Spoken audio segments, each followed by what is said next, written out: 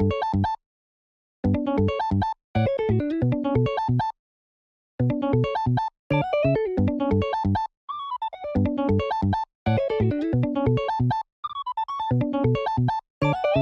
what's up, ladies and gentlemen? Good to see you again, and we've got a matchup against BlackBeard, playing up against my man Q here. We had 2 games that we recorded, so this was just at a local tournament that we played in, and I know that this was a matchup that I've been getting a lot of questions about in chat, as well as, you know, through my live streams and in the comments and stuff like that. I will say that the first game is, both of these games are very unique because of one specific reason. First game, my opponent does not see stage. Second game, he does see stage. So you'll see a bit of a difference in how the first game and the second game go, as far as, you know, what is available for my opponent to make during certain turns, and then what is available, you know, for my opponent in the second game, where he's able to find his pieces a lot easier. It is pretty relevant that if BlackBeard doesn't see stage, this matchup does become quite a bit easier, but truth be told, I think it's actually pretty favored nonetheless for Purple Luffy.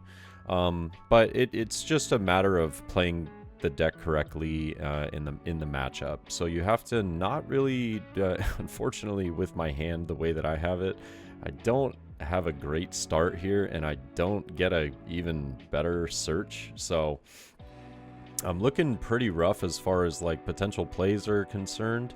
But it's, you know, it is one of those things that I kind of want to go as wide as possible with as many 4 costs, 5 costs, stuff like that.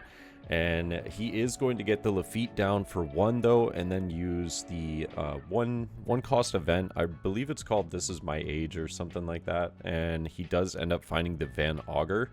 Trashes, gets a couple cards in trash, which is really nice for him. Sets up, you know, some cards for you know, Burgess, as well as potentially, you know, some other effects that he might need to have some cards in trash. But he does take the initial 5. I go ahead and ramp, hoping that I would find a good 4 cost. Unfortunately, I did not, but I'll just go ahead and play Hitokiri. I'm not really going to get to use his effect very much, because my opponent is going to start using leader effect now for probably the remainder of the game, if I had to take a guess. I know that Onami is a little more important in this matchup in the later stages, but I do decide to counter with it here just because I wanted to have a 2k to protect my board the following turn. He does get down the Laboon here. Laboon is actually really annoying for us to deal with a lot of the times, and it's extremely good against you know, what I have currently in my hand. Just being able to put everything within range. I do swing with the Hitokiri first, just because I don't want him to potentially get a trigger and then remove it. And laughably, I end up finding my 4 cost right here.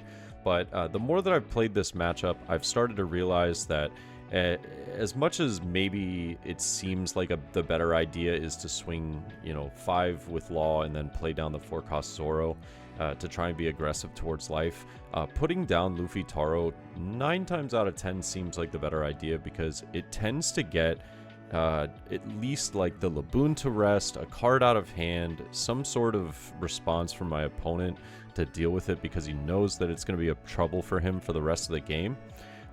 But if he doesn't give me that, you know, then the next turn I will still have it, and then I can potentially play like 2 more 4 costs, like I have the Zoro and the Hitokiri.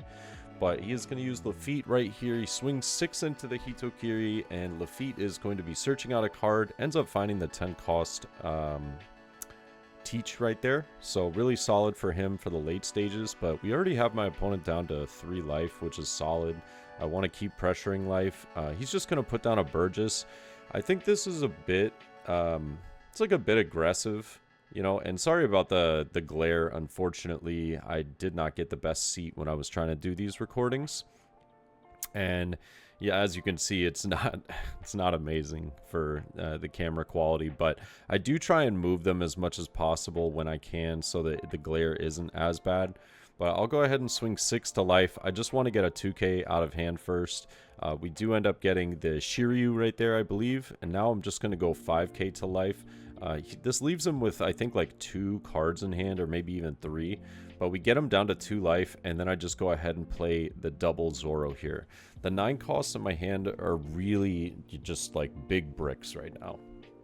Not super happy with having such a dead hand, but it kind of is what it is. I've drawn pretty well off of life, as well as you know, the top of the deck, just being able to find some of my 4 costs and 5 costs. We do run a bunch in the deck, so it's not like, you know, out of this world that we're able to, you know, eventually draw into these.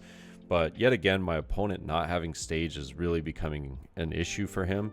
He's going to swing 6 into Hitokiri. I know that it's more than likely going to die to Burgess, but I don't really want him. I don't expect him to swing with Laboon. I expect it to do some sort of lowering. So I am just going to counter out of this, expecting only 1 more swing. And I was right in saying that, but unfortunately he does get my 7 cost Luffy here with the Laboon. So just reducing that down to a 3 cost, and then a 7k swing with Burgess because of the effect. He's got about 11 cards in trash, so it does make him a 7k. Granted, I had no counter in hand anyways to protect it, but my opponent only has 3 cards in hand. He has 2 life. I'm just going to ignore board. I'm going to try and test the waters, see you know, what swings will connect for going for life. I'm going to go ahead and swing 6. He does counter out of this with a 2k, and I'm debating on whether I want to swing 6 again or whether I wanted to attach 1 and swing 7. But I'm just going to check the waters, and if 6 works, then I feel like I can go for game pretty comfortably. So since 6 worked, I know that he has a 10 cost in hand out of like the 3 cards that he has remaining. I feel like at 7 right here would be pretty good. I could also just do 8. But I feel like 7 more than likely is going to work. If he wasn't able to get out of a 2k previously, he would have had to get a 2k out of life right here. So I do decide to just go 7. It does connect. There's no removal. So now I can just go 10 with Law. And look at this. We take the game pretty quickly. He's only got 3 teaches in hand, as well as a 2k stronger. So pretty rough draws for my opponent. You know, he ended up getting, I believe, like both of the teaches out of his last 2 life, or maybe it was I think it was 1 teach out of his last life, and then like stronger or something like that was, or maybe it was stronger, it was his last life. I'm trying to remember exactly what it was, but because we were talking about it right here. But pretty solid game for us. Very unfortunate for my opponent just not being able to see the stage, but also simultaneously I think the Law, you know, is just, it's one of those cards that if I'm able to see a 1 cost Law early in the game, it really helps out, and it just creates another swing that my opponent has to deal with towards the end of the game. But hopping into game 2, I do end up drawing quite a bit better in my starting hand this time. I was very, very much so pleased with this compared to my last one. And correctly, my opponent did take the second curve again. I always try to steal second from BlackBeard if possible. Going first is fine. I just think that going second, I tend to have better swings, better numbers, and more tricky cards for them to have to deal with. But getting the Law down, I have the option of going Nico Robin or Sanji here. I do end up taking the Sanji. I think Nico Robin is such a fantastic card in this matchup, though, for the late game. But I think I would just rather have the 2 5 costs, because when I'm looking at my hand right now, what I'm thinking is I'm going to ramp to 4. I'm either going to play Hitokiri or get lucky and find me a Zoro Juro. And then I'm going to play 7 cost Luffy. Maybe he goes for the removal on it, and then I slap down 2 5 cost Sanjis, and we're swinging for game. That's kind of what's going through my head, just looking at my hand at this moment. He does find the stage, though. The stage is going to help him obviously a lot more in this matchup now.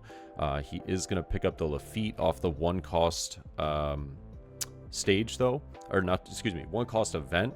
And now he will go ahead and pitch. I believe it was a Burgess, but it might have been a Doc Q. I didn't particularly get to see it.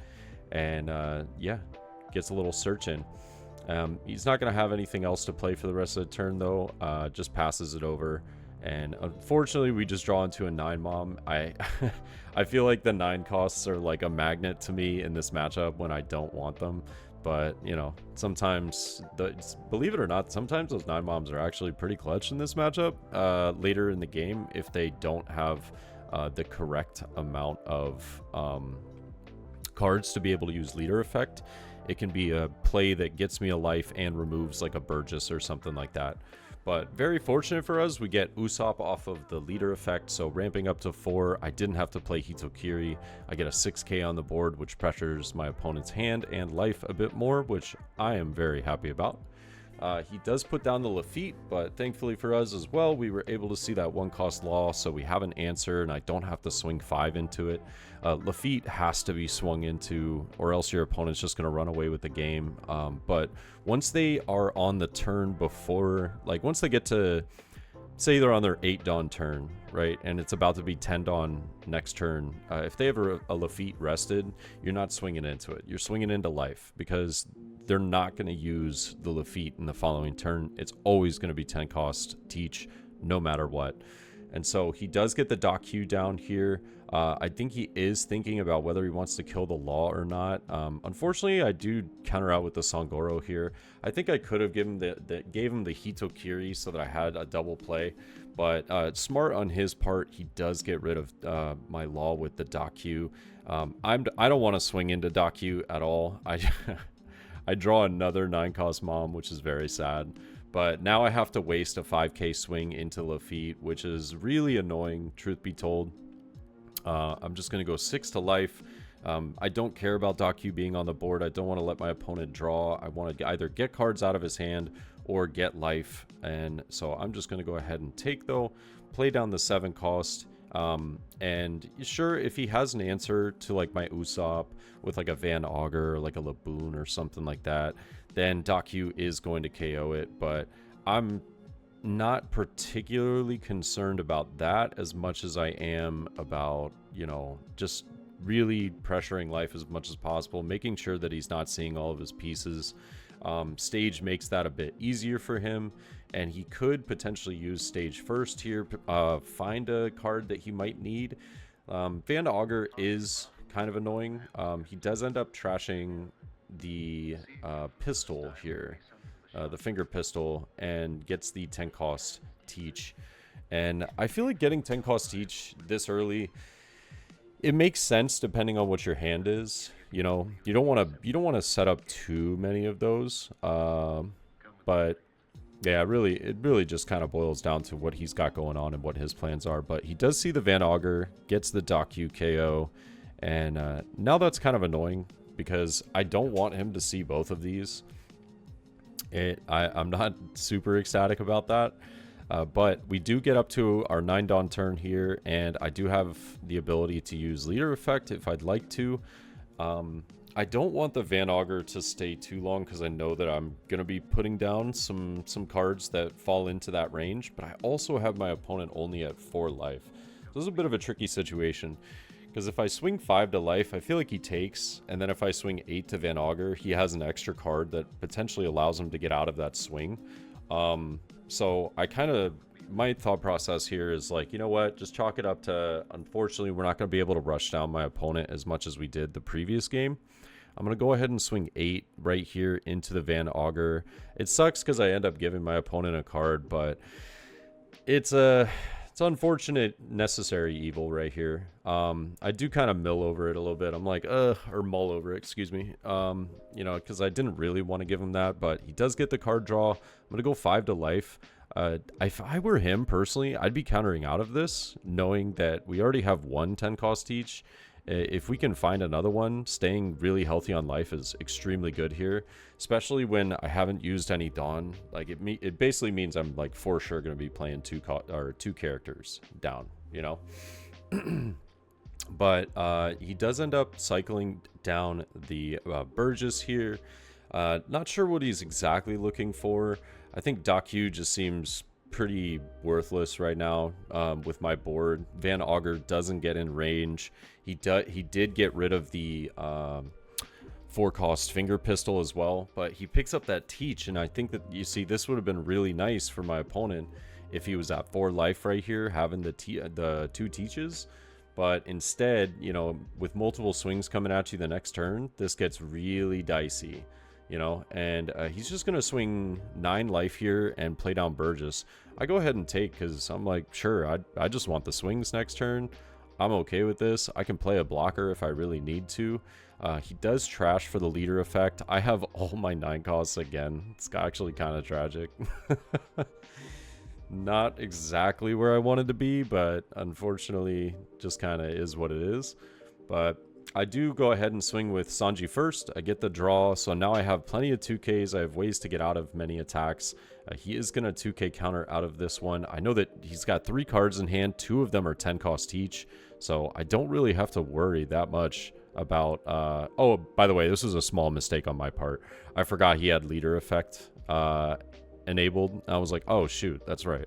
I was like, that's my bad. I made a small mistake, but we're playing locally. We're just playing for fun, so it's good testing. And I realize I have a good pivot though. I just wanted to get rid of the Burgess, which actually I think that the way that I do this ends up being better. Swinging 5 connects, and then swing 7, then swing 8 gets him to 0, and then I could just play 2 blockers. So this is really rough for my opponent now. I actually think it would have been better if he had just let me swing into the Burgess. I don't know what I was trying to do right there. But the blockers not gonna do me well. Actually, no, it is, because he's gonna have to freeze the 8 cost, or excuse me, the 7 cost Luffy Taro. But the blockers can be really nice for me in that case. Because a 5K swing, I get a free block with Use's Kid, and then 7 or 8, whatever the Burgess is at the moment, I can just get a free block with Onami, and then he freezes the Luffy Taro, and I just have so many different swings that I can go for as well, and he just doesn't have enough cards in hand. So this is a 9K. He used his leader effect first to, you know, specifically bring it up to a 9K, so very, very smart on his part to do that. He goes 9, I believe, into my rested kid. It doesn't matter. I have 2 2Ks, or I can just block. And I just decide to block, keep it free. I think that countering actually might have been better, but I don't know. There's always like weird answers for his deck. If we draw into a giant here, it's like no matter what, I survive. But I know that I have game here based off of how many cards he has in hand.